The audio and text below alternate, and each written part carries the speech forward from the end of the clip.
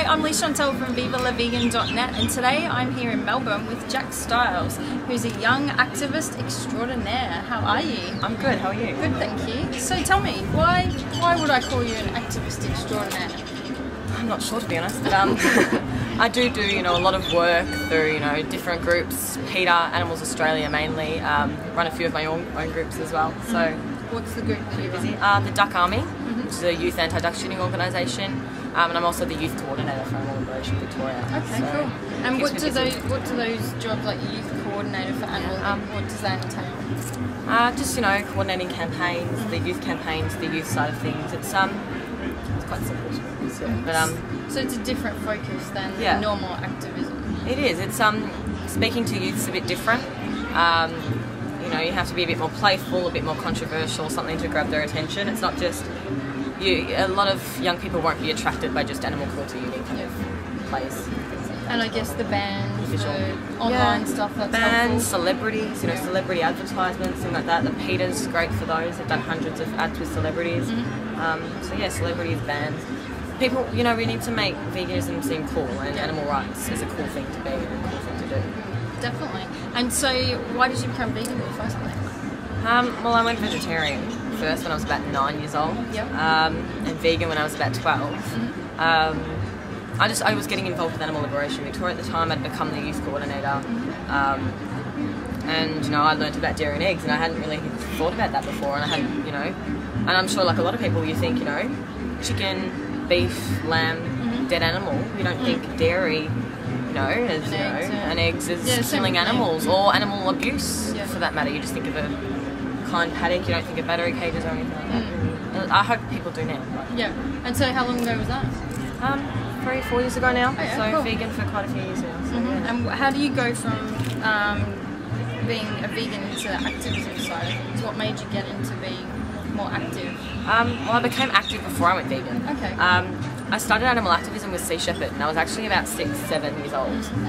So I've always done stuff. I went whale watching, googled whales, found Sea Shepherd. So that was when I was like 7. So I used to do like little street stalls in my neighbourhood and things like that for Sea Shepherd, while eating meat and things at the time.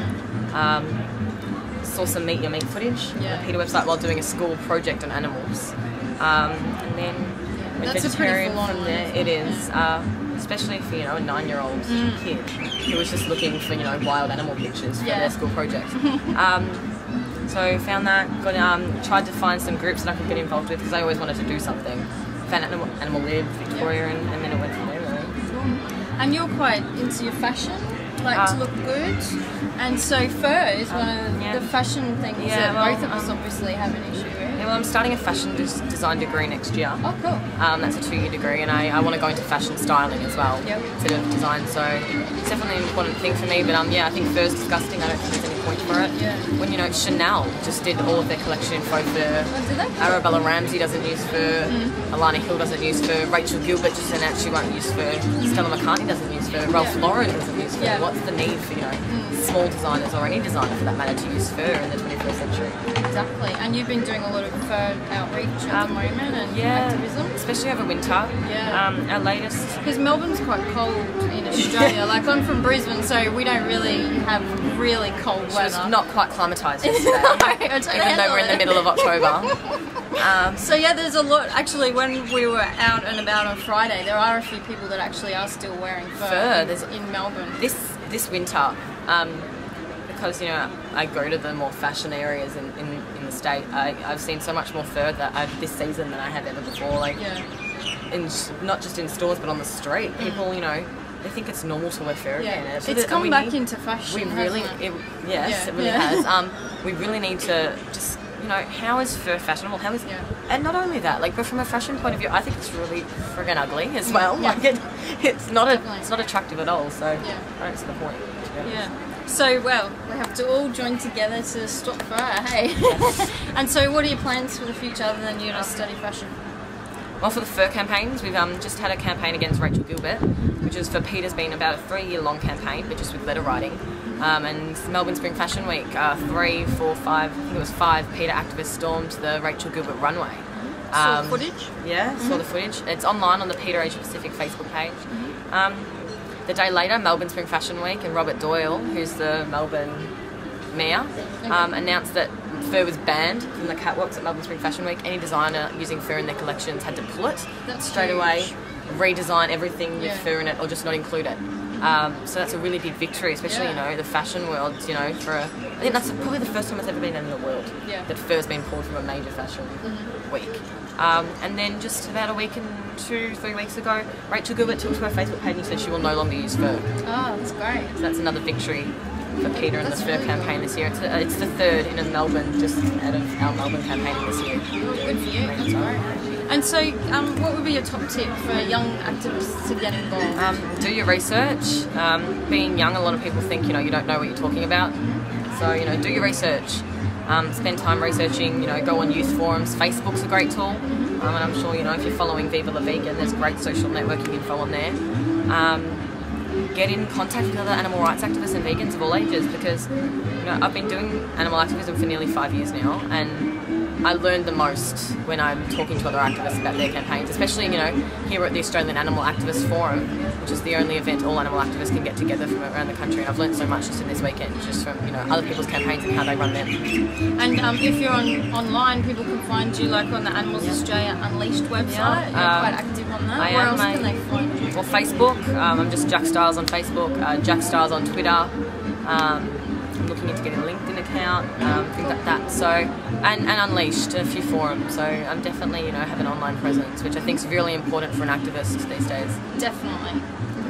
Well, thank you very much, Jack. No worries, thank you. And have a look at vivavegan.net for more interviews with inspiring vegans. Young Jack is a superstar activist. He's even had articles written about him on the Peter Asia Pacific blog. He's a complete superstar and a legend here in the Melbourne animal rights scene. So I'd like to welcome Jack Stiles, who's going to teach you all about how you can recruit and campaign with young people. Can everyone hear me down the back? Liz, can you hear me? Yep. Hi everyone, I'd just like to say thank you for coming. Also to Joe and Roy, who's escaped for organising the forum, probably I think the third time in a row. I'm just going to a short speech about how you can get youth involved in your campaigns, where they can help your campaigns, and then different campaigns that will probably entice youth to help your organisation. Yeah. I'd just like to start with this quick quote by Rachel Carson. Until we have the courage to recognise cruelty for what it is, regardless of whether the victim is human or animal, we cannot expect things to be much better in this world. First off, just a little bit about me and my experience in animal activism. I'm a high school student. I've got nearly 5 years of activism experience. I'm the founder and director of the Duck Army, which is a youth duck shooting organisation, youth anti-duck shooting organisation. Nearly got me. I'm a Melbourne campaigner for PETA, who I'm sure you all know who they are. I've also got experience with Sea Shepherd, Mercy for Animals, Animals Australia, the Coalition for the Protection of Racehorses, Animal Liberation Victoria, ATTAC, the Duck Army, as I mentioned before, and Oscar's Law.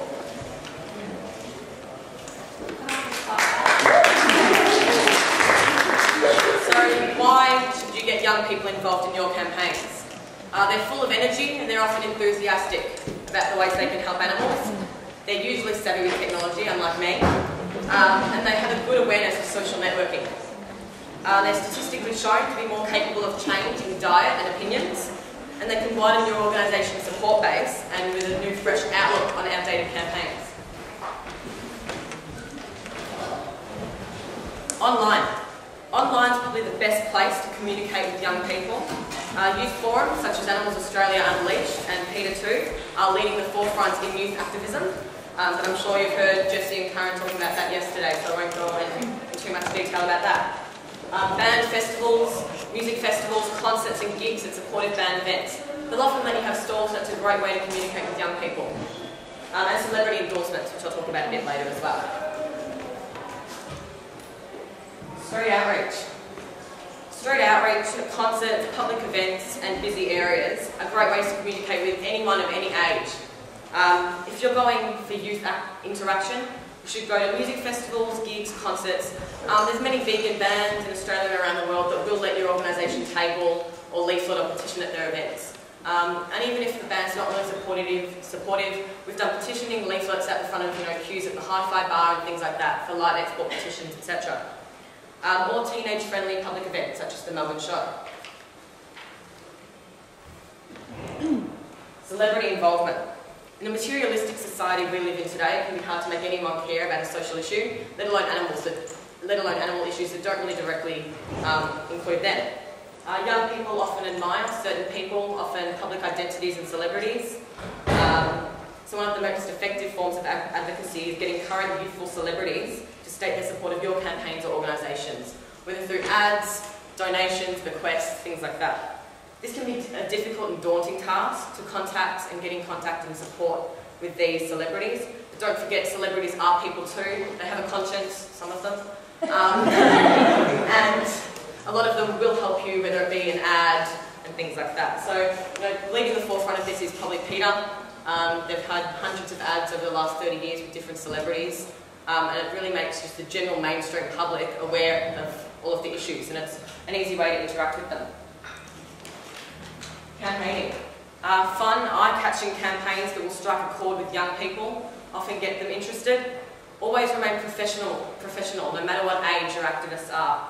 The impression you make on a member of the public could be the only interaction they ever have with an animal activist, and we want it to be a great representation of the amazing movement and community we have. And create campaigns that are responsible and respectful while pushing boundaries. Although classic and simple campaigns and demonstrations can be effective, you're most likely to get media coverage and interest if you do something a bit unexpected or shocking. Take this McDonald's protest, for example. This can be done with only 2 activists, a glass bath and some bloody water, and it gained worldwide media attention and made McDonald's stamp up the security around stores in the US. Also, the Animal Liberation Youth Slap the Butcher campaign, which I'm sure you've all seen, Summer Heights High and Mr. Juice Slap the Butcher game. It's just another way to interact with younger people. And our We'd Rather Go Naked campaign that we did on Scanlon and Theodore on Chapel Street. What youth groups operate here in Australia and around the world? Animals Australia Unleashed is probably the largest. They've got a great community forum, great info for anyone of any age, especially young people. And the forum has many members. I think the youngest, Jessie can probably talk about this better, but I think the youngest is probably 8 on the forum, and they range in age up to about 60, and they're all, have a passion for animal rights and help each other out. Their site's packed full of info and has a fantastic community forum, which I mentioned. Animal Liberation Youth is Animal Liberation Victoria's youth group, and PETA 2 and PETA Kids are both operated by PETA in the US, but they do have smaller operations here in Australia. Attack is a youth organisation based in Williamstown, and it was started by Elizabeth and Neil and Andrew Glover when they were about 16 years old.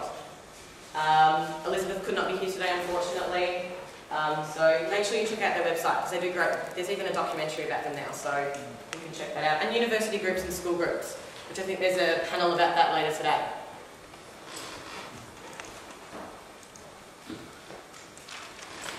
Can I have a show of hands, everyone who has a Facebook account, Twitter account, LinkedIn account? So pretty much everyone. Leigh-Chantelle did a great job of this yesterday. She spoke about social networking in the mainstreaming veganism panel, so I won't go into too much detail. But I really think every organisation here today should be well represented on social networking sites. Google's almost as prehistoric as going to the library to actually look at a book. So everyone, searches through Facebook these days. It's linked with Google as well, so it actually comes up with all the websites in a Facebook search.